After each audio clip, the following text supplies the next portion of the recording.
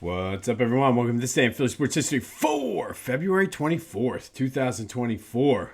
2424. I'm your host, Jim Montgomery, and we got a big show today. I'm going to give trigger warning now. If you're in the Philadelphia media, sports media specifically, you might want to stop listening because I guarantee you're going to be triggered. And to be completely honest, any bridge that I probably had left of somehow getting on with any Philadelphia media is going to be burnt to the ground today. So we're going to go a little out of order and just start with the big news yesterday. And so much for not talking about the Eagles and putting them on the shelf. But kudos to A.J. Brown.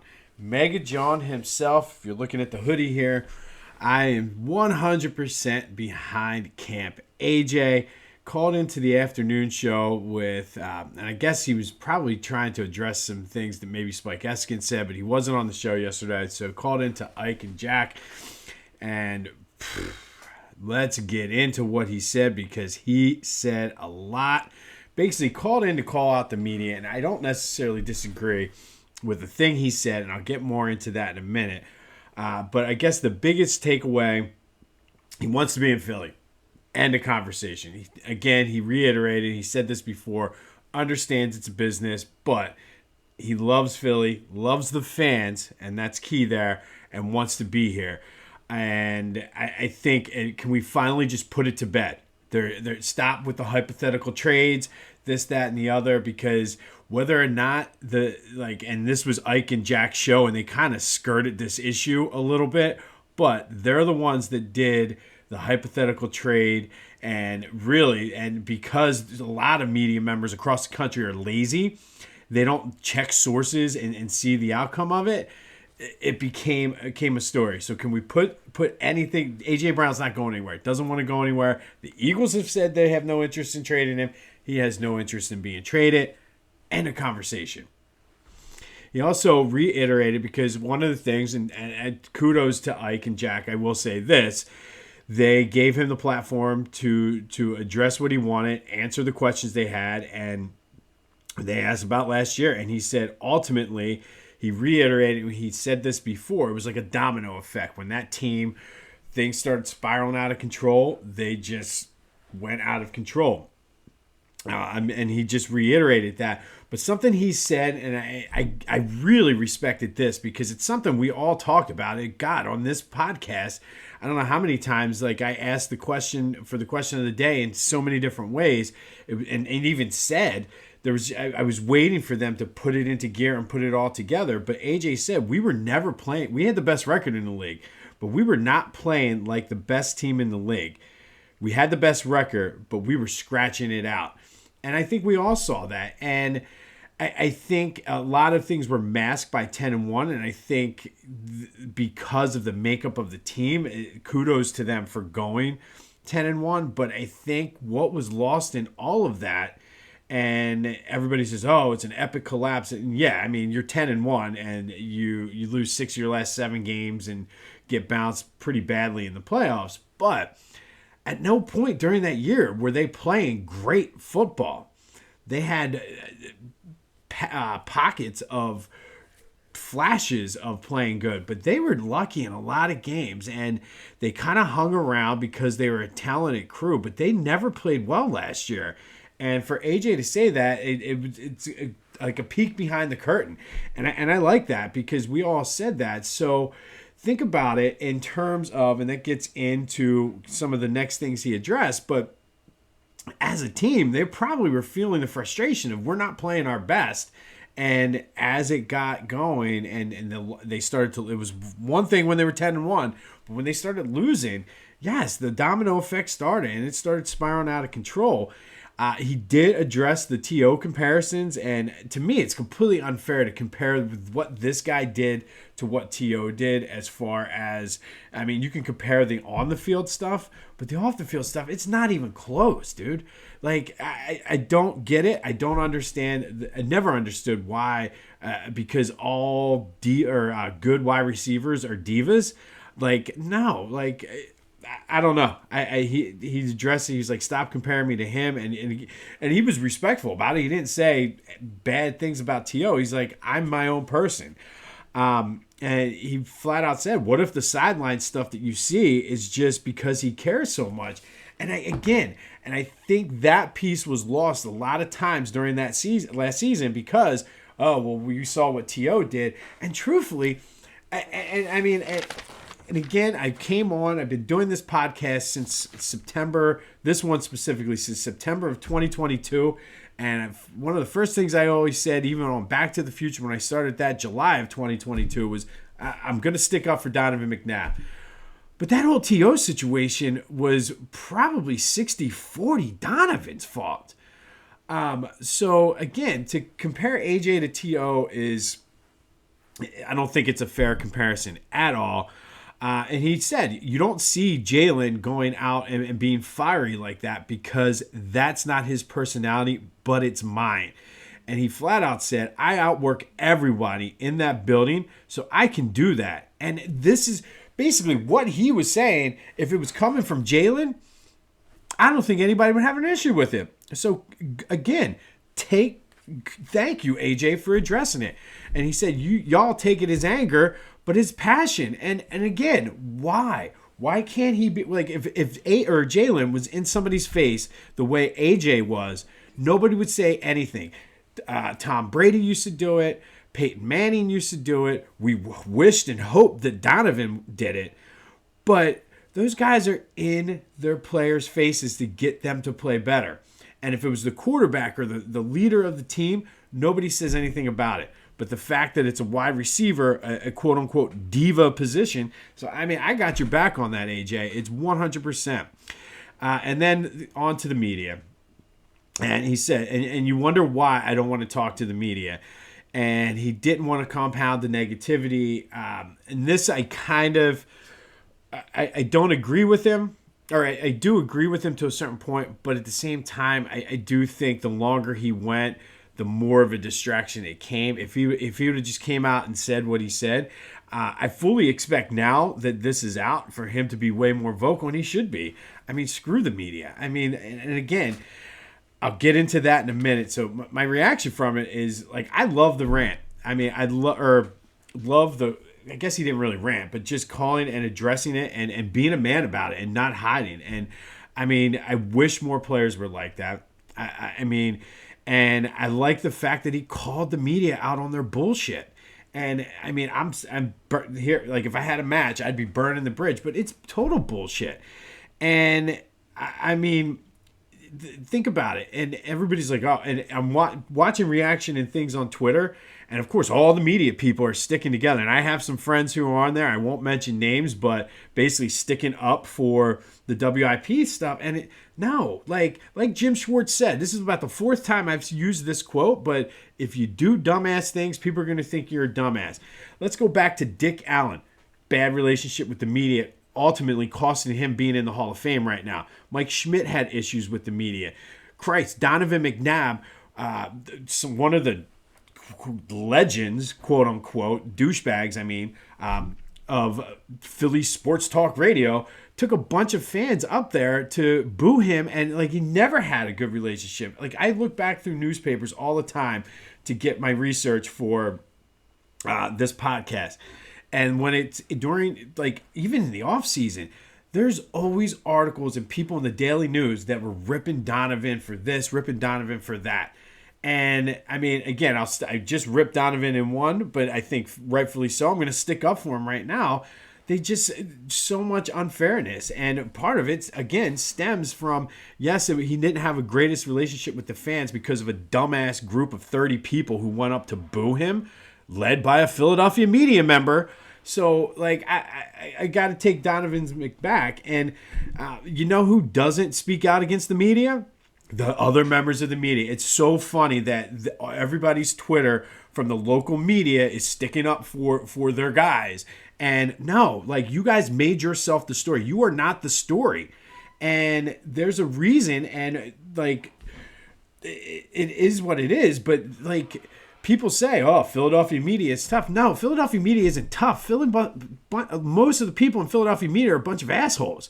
that like, and I shouldn't say all, but like, come on, making up stories, putting yourself in the forefront. We've talked about it with guys like John Smallwood, Howard Eskin missing stories all the time, the stupid polls and things like that. And then don't even get me started on the sheep, the callers to these radio stations, because WIP after the interview, like it's like a Tupac song. Like it's the Tupac song. And like I listened to 97.5 back in the day because of Johnny Marks, a friend of mine. From there, I was listening to Mike Missinelli, and Angelo Cataldi just is a douche. I never could like him even when I was a kid. But then I followed Marks at WIP, so I've listened to both. And honestly, the callers are the same callers on all shows. Like it's like literally every station I go to, I hear the same callers, just like the Tupac song. It's absolutely ridiculous. And the first caller after, magically, Phil from Mount Airy. And I hate this guy. F this guy, because you don't represent me. And those callers, they don't represent me. Like, and their characters. Remember Mike Missinelli got in a huge trouble because the whole story about one of his callers, like he was a Planet caller. Like, it's all for a show. It's like a reality TV show, these things. They don't represent us. And unfortunately, because there's such a tight-knit community, the players and everybody else thinks that they represent the fans. Phil from Mount Airy doesn't represent me. What, because you're a loud, boisterous person and you go to the remotes? Because I saw you when I was down at Chicky and Pete's for one of the remotes, and I just happened to be in there. I didn't go because it was a remote day, but there's that core group of guys that just follow them around like groupies. And like, you're supposed to represent me because you got a shout out from Bryce Harper because you're on you call in all the time. Dude, you're on your 16th minute of fame right now, brother. Like, so, no, you don't represent me. And, like, all the calls, like 3 calls in a row, I had to shut it off because they were literally sticking up for their WIP guys. And no, because A.J. Brown called them out, and A.J. Brown was 100% right. They all stick together. 90% of the fans, if you look at the comments on Twitter, 95% of the people agree with A.J. Brown. They hate the media. You guys make yourself the story. You're not the story.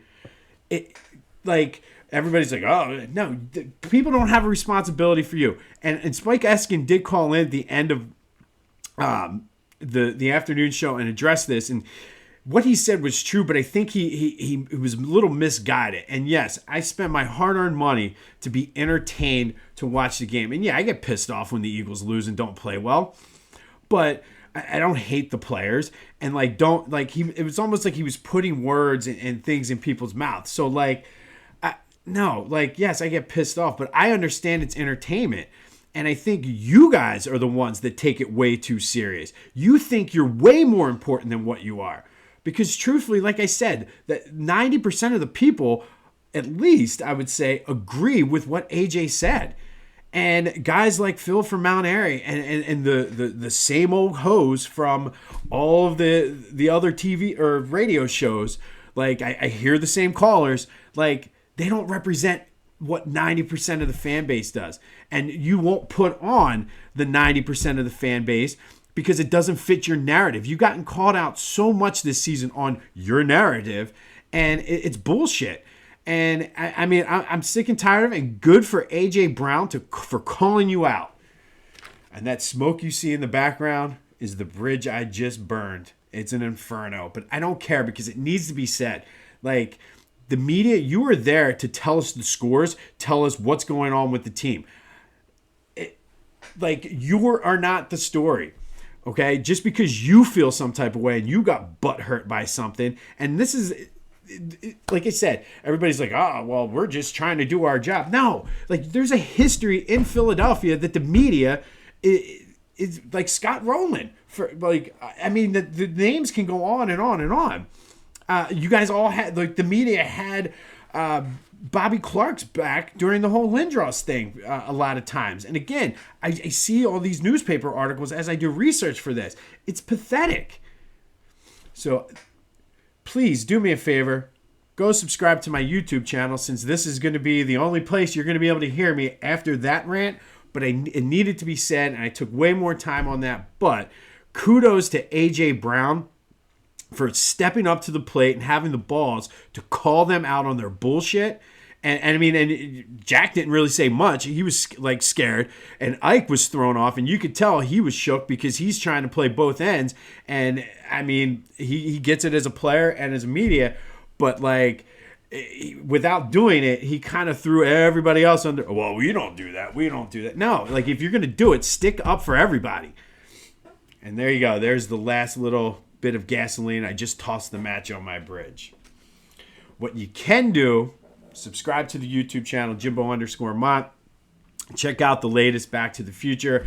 Had a great interview with Brian Michael of A League Apart. He is the producer of the exhibit.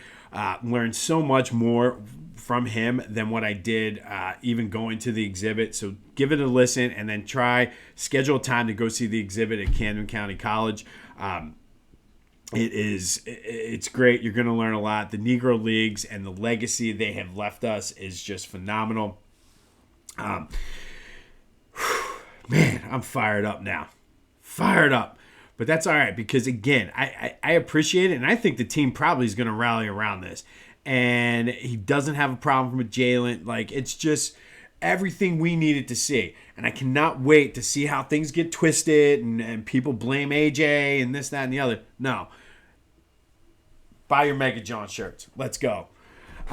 Philadelphia Sports Hall of Fame ballots are out. Be sure to go to phillyhall.org/fansvoice to fill out your own ballot while you're not part of the official voting.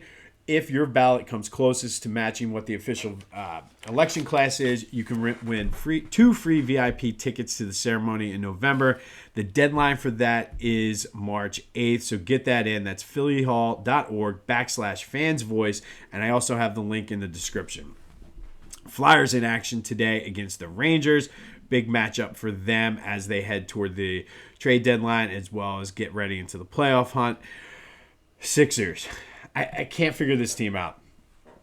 They came out completely flat against the Knicks the other night. Come out and played one hell of a game against Cleveland. For some reason, they have Cleveland's number. 104-97. Maxey with 25. What I liked about Maxey's game yesterday, though, is he played like crap the first three quarters, and he even said it in his post-game interview, but he was clutch when he needed, and that's the things that I need to see from him. Like the stars, the good players, the clutch players, they can have a shitty first three quarters and then turn it on when they need to in the fourth quarter, and that is what Tyrese did on this last night, and it was great. If Joe can come back, this team could be dangerous in the playoffs. That's all I'm going to say. They have a couple days off now, not a couple. They have today off after playing back-to-back, and then we welcome our old pal Doc Rivers back to the Wells Fargo Center tomorrow. That should be a fun reception for him, but we'll see how that goes. Union just kick off their MLS season tonight at Subaru Park against the Chicago Fire, a game they should win. Best news of the day, though. Phillies open their spring training opener today. It's not on TV. Tomorrow's game against the Yankees is on TV, but I think I read, and I'll have to just look it up and see, you can stream it on the NBC Philly app. So if that's the case, looking forward to trying to watch that game. I need some baseball, especially after all this Eagles drama with the media and everything like that. But before we get into the rest of the show, sticking with, because we're all out of order and all out of sorts, but since we talked about the Phillies, yesterday's question of the day, let's start with a recap of that. I asked if Aaron Nola should be considered on the top 100, and everybody was split right down the middle. It was 50-50 on this. I feel like the no's were way more stronger than the yeses, though. I mean, it was like the people that said no, he's not a top 100 player were very, very adamant. And I mean, a lot of people, I don't know. I think he's borderline. I think that it was the right call to bring him back. But as always, thank you for participating in the question of the day. Split down the middle, right down the middle on whether Aaron Nola was a top 100 player. I'm anxious to see because nobody commented on this. Bryce was ranked number 11 on that list. Should he be a top 10 player? Let me know that. 267-495-8531. Get you into the voice and text line. Today's question of the day: is the media a problem in Philadelphia? Yeah, I am doubling down on this because I've talked so much and gone on so many rants about it this season with the Eagles specifically, and it's an issue. It is a problem, and I don't know what the solution is, but is the media a problem in Philadelphia when it comes to our sports teams? 267-495-8531. Let me know your thoughts on that or anything else. What are your feelings on the A.J. Brown interview? Let me know. 267-495-8531. Get you in. Speaking of A.J. Brown, you see him wearing the Mega John hoodie. Go buy some Mega John shirts. Support A.J. Brown in this because we got your back, brother. Like, this is just absolute insanity. Ironically enough, what I was going to promote for Philly Goat today is the perfect complement to the Mega John shirt. They have an Optimus Bryce shirt, which is basically the Optimus Prime version of the Mega John shirt with Bryce Harper. Go check it out. It's almost like Ryan from Philly Goat called up A.J. Brown and said, yo, call in. We're promoting the Bryce Harper Optimus Bryce shirt. We'll get some Mega John sales as well. Help me out. And A.J. Brown was like, I got you. So go buy a Mega John and an Optimus Bryce shirt so you can match. My son was super pumped for the Optimus Bryce shirt, by the way. It was fun. So go to phillygoat.com, get your Optimus Bryce, show your support for A.J. Brown, get a Mega John hoodie while you're at it, and then use the promo code Jim Montgomery for 10% off your order. You will not be disappointed. Man, I still feel like I could go out and it's good. It's raining. That's okay. I might run 5 miles today. That's how jacked up I am right now. But on this day, we're going to go back to 1999, and on February 24th, 1999, Temple beat Fordham 71-49 at the league, or at the time it was the Apollo of Temple. Lamont Barnes, my boy LB, had 23 points, 8 rebounds. Pepe had 8 assists. And that was right before they changed it to the Liacouras Center, but the old school guys will know it as the Apollo of Temple. I was at this game, and this was one of those games that would have left in probably halfway through the second half had it not been for this. The win was John Chaney's 600th career win. I vividly remember they had a nice little thing at the end of the game for him. And again, Fordham was terrible back then. It's the only reason we stayed was to see Coach get his 600th career win. He ended his career with 741, the Division II championship. He is in the Naismith Hall of Fame, and I didn't even realize it was 2 separate things. So he's in the Naismith Hall of Fame, which he was elected before he was elected into the College Basketball Hall of Fame. But it's kind of one of those things. Throughout his career, 5 Elite Eights, including this 1999 team. They were the 6th seed in the East.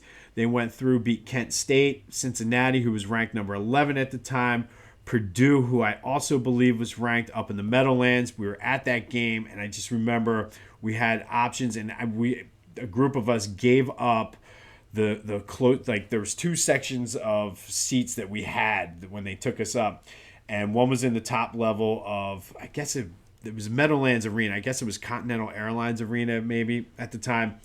But we were up in the second or the 200 level for this game because we were like, no, we were that confident. We're like, we know they're going to win. When we come back on Sunday, we'll take the seat, the close seats. So sure enough, they beat Purdue pretty easily in that game. So we went back to Philly. We came back up that Sunday, and we had I remember we painted ourselves. We were right behind the Duke bench, ironically enough. And that Duke team was just stacked and blew Temple out. But we were close enough that we were hearing Coach K call the plays in the huddle and things like that. So pretty cool experience. But on this day, 1999, Temple beat Fordham 71-49 for John Chaney's 600th career win as a coach. He would end with 741. Unfortunately for Coach, never got to a Division I Final Four. came close so many times, had so many good teams that could have made a run and just never could get over the hump. So shout out to Coach John Chaney, who on this day in 1999 got his 600th career win.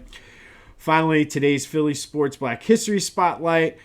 A guy you definitely know, but as I was going through creating this list, I was kind of shocked that just how robust his resume is, and that's Rasheed Wallace, the Simon Gratz graduate and Germantown native. He was a USA Today High School Player of the Year his senior year, two-time Parade High School All-American, which is pretty impressive. He also was on the baseball team and track at Gratz. He was Mr. Basketball USA in 1993, McDonald's All-American, which at the time, they still do it, but at the time, I remember just the McDonald's All-American being like that all-star game was always on TV and just watching like the next level of college stars. Went to North Carolina where he was ACC All-Freshman in 1994. First team ACC in 95. Second team All-American in 1995. His number 30 is honored at UNC. He helped take that team to the 1995 Final Four. Went to the NBA as the number 4 overall pick by the Washington Bullets at the time, I believe. I believe they were still the Bullets then. He made the all-rookie second team in 1996. He was a 4-time All-Star, won the NBA championship in 2004 alongside another guy who is a local high school and college legend in Rip Hamilton when he was with the Pistons.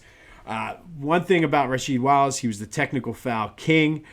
He always was led the league in technical fouls. Just one of those guys that I think he's third all time behind like Karl Malone and I forget who the other guy. But he does lead the league, NBA history, with 29 career ejections. Probably known for wearing his headband. Just one of those guys who seemed like he could do it all when called upon to do it. But Philadelphia Sports Hall of Famer, not in the Naismith Hall of Fame yet. I feel like he's one of those borderline guys. I think he'll get in at some point. But today's Philly Sports Black History Spotlight is on Rasheed Wallace, who again, I think just on his high school accolades alone deserves to be on this list. And then you throw in what he did at North Carolina and then in the NBA, and he was a shoe-in for our list. So Rasheed Wallace is today's Philly Sports Black History Spotlight of the day. On this day, in 1999, the Temple Owls beat Fordham 71-49 for Coach John Chaney's 600th win. Get a Mega John and an Optimus Bryce shirt. Let's go. Why not? Buy some Girl Scout cookies too. Like and subscribe to YouTube. I'm all fired up. Like I said, I might just run in bare feet outside right now. That's how fired up I am. And bite into some bottles and as Dan Campbell said, bite some kneecaps, whatever. But let me know your thoughts. Is the media an issue in Philadelphia? I mean, I did go on that rant, but I really do think too often the media in Philadelphia becomes the story. And I respect A.J. Brown so much for going on there and calling them out and addressing it and not being afraid to say, no, these reports are false. And I think it gave us, too, a glimpse into what happened last year with the team. I'm glad, obviously they have to come out and say certain things or else the media is going to rip them for saying it. Like, if they'd have come out when they were 10-1 and said, we're not playing like a 10-1 team, they were like, oh, like it would have been an issue. But the fact that they recognized it and it led to it and everybody was on edge and I think it just was, let's hit the reset button, start. I think we can finally put this to bed now. And can we stop talking about it? Kind of let it go. We have a Philly season getting ready. We have the Flyers and Sixers in the midst of playoff races. Can we focus on that? And yes, as Ike said, this is an Eagles town, this, that, and the other. I get that, but we have things to be concerned about. I think part of the thing that I think gets lost with the media is it's an Eagles town because you guys make it an Eagles town too. Now, don't get me wrong. Of the 4 teams, the Eagles are my number 1 team. But right now, I'm not really – I don't want to be thinking about the Eagles. The way that I want to forget about that, like, give me time to grieve. Like, I haven't had time to grieve because the media won't let me. So let's focus on the Phillies, the Sixers, the Flyers, the Union, Temple's women's basketball team. Maybe the Villanova's men's basketball team can burst some bubbles. I don't know, but come on now. But let me know what you think. That is the question of the day. Lots to talk about. Hit up that voice and text line, 267-495-8531. Let's go. Let's do it. Be sure to like the YouTube channel because I am never getting out of this office. But I'm okay with that. I'm resigned myself to the fact I'm okay with that. But let me know what you think. Have yourselves a Saturday. This has been This Day in Philly Sports History. I'm Jim Montgomery. And until next time, I won't be getting a job in the media. I'll see you when I see you.